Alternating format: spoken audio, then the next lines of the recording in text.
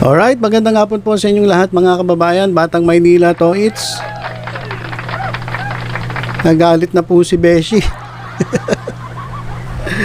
Ito po nga bago natin best friend. Nagpost po dun sa kanyang Facebook page. At sabi niya, nananawagan ako kay Batang Maynila to it's. Mas baliw ka. Hindi mo ako kilala. Umanda ka.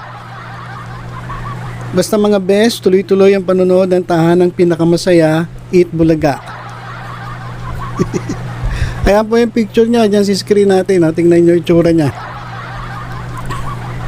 Nagagalit siya, kasi sinabihan ko daw siya na baliw. Kahit tingnan mo yung mga video ko, wala naman ako sinabing baliw siya, sabi ko lang baka lang. Pero hindi ko sinabi na na baliw ka. Sabi ko nga, concern pa nga ako sa'yo. Kaya nga nag-aalala ako, di ba sabi ko sa'yo, magpa-check up ka eh. Baka ganun na nga nangyayari sa'yo. Pero hindi ko naman sinabi na baliw ka.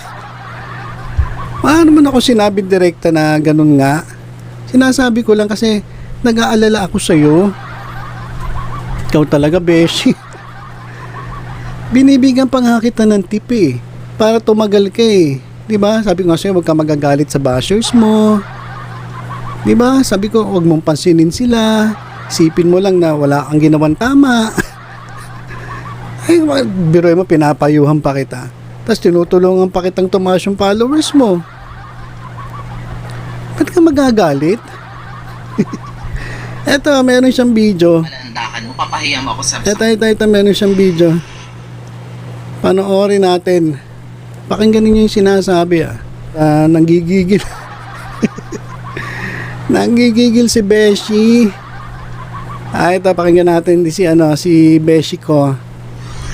Hello mga bes. Para sabihin ko sa iyo, Batang Manila to it's, hindi ako baliw. Mas baliw ka dahil isa kang bayaran. Ikaw, nauuto ka lang din na mga iniidolo mo. Walang baliw sa pinagagagawa ko. Tapos, ginawa mo pa akong content sa YouTube mo? Ipapangalandakan mong nababaliw na ako, nahihibang na ako, luwag yung tornilyo ko sa utak.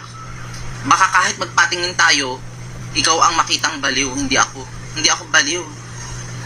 Nasa katinuan ako at lahat ng ginagawa ko ay pawang pagsuporta lang. Tandaan mo, hindi kita tatantanan. Sa lalong madaling panahon, kailangan makapagsampan ako ng kaso laban sa mga paninirang puri mo sa akin. Hindi ka tanggap-tanggap ang mga sinasabi mo. Sasabihin mo, baliw ako. Paninirang puri yan. Sasabihin mo, hindi ka nanguhusga. Ano ang ginagawa mo? Hinusgahan mo ang pagkatao ko. At saka, baka ikaw naman ang baliw. Kasi, palagay mo, may baliw ba na nakakapag-vlog? Nakakapag-post, nakakapag-edit ng mga picture? Hindi kita pinapakialamanan, Batang Maynila to it's. Gumawa ka ng sarili mong eksena dahil ito yung paraan para maging masaya ako. Hindi rin ako obsessed sa tape. Pinagtatanggol ko lang sila kasi mga kapuso stars yung nandoon. Ang kapal-kapal naman ng mukha mo, nanggigigil ako sa'yo. Tandaan mo, may araw ka din. Tumatanda ka pa, Orong. Pagkakakitaan mo pa yung aking sasabihin mo, hibang ako, pagkakakitaan mo, ipapangalandakan mo, papahiyam ako sa sambayanan. Hindi tama yung ginagawa mo, sana piniin mo na lang ako. Walang kabaliwan ang ginagawa ko. Nanggigigil ako sa'yo. Sino ka para sabihin baliw ako? Sino ka? Hindi kita kilala. Tandaan mo yan. Ay, nako, Beshi. Ano ba yung pinagsasabi mo? Unang-una, wala naman akong sinabi na na baliw ka. Diba, ito na naman tayo, paliliwanag ko na naman eh. Wala akong sinasabi na baliw ka, sabi ko lang, baka lang. Kasi kung ano-ano yung mga pinopost mo, wala akong sinabi na direkta na nasisiraan ka ng ulo, na kahit ganyan yung suot mo, nakawig ka. Wala akong sinasabi, ako nagdududa lang. Kaya nga sabi ko sa'yo, di ba? Sabi ko sa'yo, Beshi, magpa-check up ka muna. Baka meron na yan, baka delikado na, baka lumuluwag na. Pero wala akong sinabi na ganun ka nga. Di ba? Tinutulungan pa nga kita eh. Saka, baka ikaw pa nga i-demanda ko eh. Kasi unang-una sinasabihan mo, nabayaran ako eh. Alam mo, Beshi, makinig ka. Alam mo, simula nung nagka-YouTube channel ako, hindi ako humihingi kahit kanino ng kahit 5. May mga tumulong sa akin nung mga panahon na talagang nangailangan ako. Marami pong tumulong. Pero yung sasabihin mo na ako magpapabayad para lang i-depensahan ko yung mga dinidepensahan ko, naku, mali ka dyan. Hindi po ako bayaran, nakatulad ng sinasabi mo. Tapos ngayon ako pa ididemanda mo. Baka pag kinounter kita, mas marami pang kaso masampa sa iyo. Ngayon lang, dyan lang sa video mo, sinabi mo na baliw din ako. Tingnan mo nga sa itsura natin. Sino ang mas mukhang baliw? Tingnan mo, yan yung nasa screen, no? Saka yan, no, yung mukha ko. Tingnan mo nga kung sino mas mukhang baliw sa atin. Kayo guys, yung dyan sa mga nanonood, sabihin nyo nga, sino ba mas mukhang baliw sa amin dalawa? Tapos pinagbabantaan mo pa ako. Sabi mo, humanda ako, bakit anong gagawin mo? Papa-ambush mo ako? Papa-rinding in tandem mo ako? Ay nako, Beshi.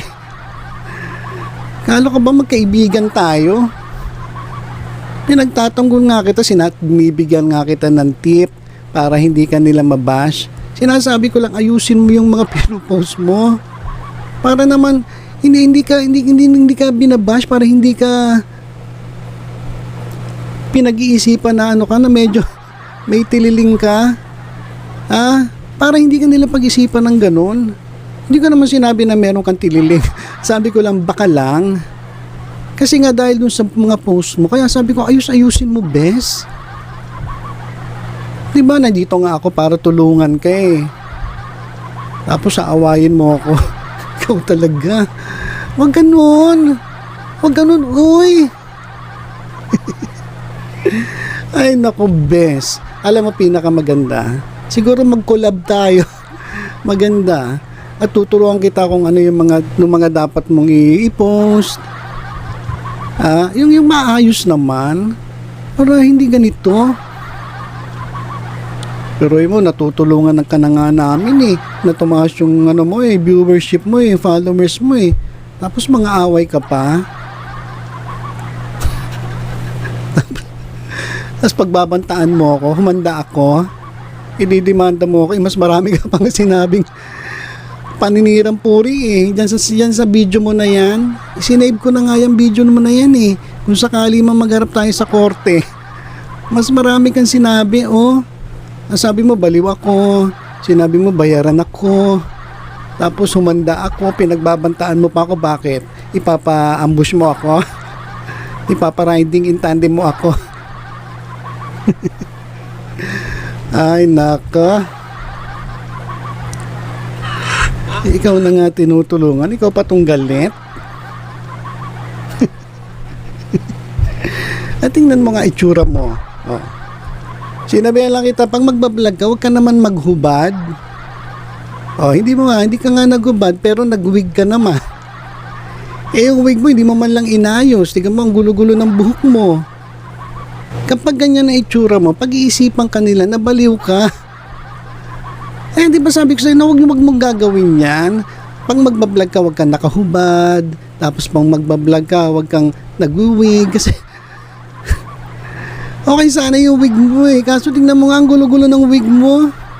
Hindi mo man lang sinusuklay.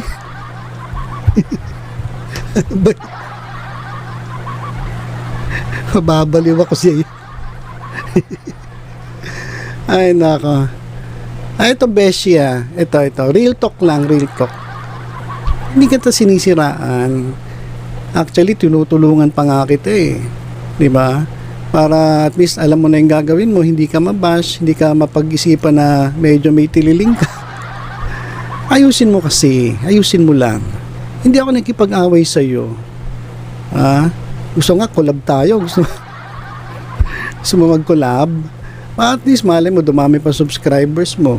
Ay, yung followers mo, di ba? So, sa ganito, bawal ang pikon. Sunod kung pikon ka, wag ka nang mag-vlog. Ano gusto mo? Lahat ng mga followers mo manonood sa'yo, gusto mo hindi ka kukontrahin, gusto mo sasang-ayon lang sa'yo. Sa susunod, mag-vlog ka nung ibang topic. Kasi kapag yan ang tinapik mo, sigurado maraming mambabash sa'yo. Tapos pag binash ka, iiyak ka dyan. Mambabanta ka. Tapos magdidemanda ka. Ang babaw naman. Tumigil ka na sa pagbablog kung ganyan lang. Ang dali-dali mo naman mapikon. Sinabihan ka lang na para kang baliw, na mukha kang baliw, wala naman sinabi sa'yo na totoong baliw ka. Ganyan ka na. Sa totoo lang, kung ganyan ka tawag dito, yung balat, kanipis ang balat mo, na hindi naman mukhang manipis. Kung ganyan ka sensitive at magagalit ka, mapipikon ka agad, naku, tigilan mo na yan, bes. Payong kaibigan lang, tigilan mo na yan. Kasi dito sa ganito, sa trabahong ginagawa natin, alam mo, bawal ang pikon.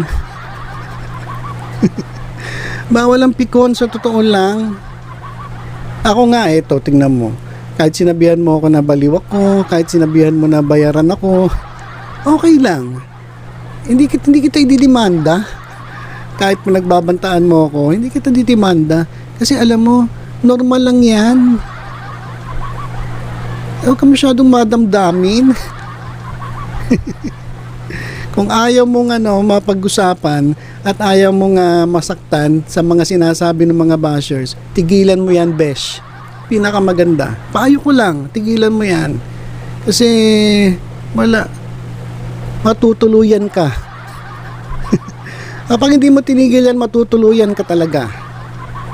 Hindi nga, sinasabi ko sa iyo, payong kaibigan lang. Alright, so, nako mga kababayan, pasensya na po kayo. Kinausap ko lang ang beshi ko kasi napipi ko ni. Hindi demanda daw ako. Siniraan ko daw siya. Ngayon, yung ginawa niyang video, panay paninira sa akin eh. Pinagbantaan pa ako. Ay nako. Eto mga kababayan, mag-comment nga kayo. Ayan yung picture niya. Sino sa tingin niyo mas mukhang baliw sa amin?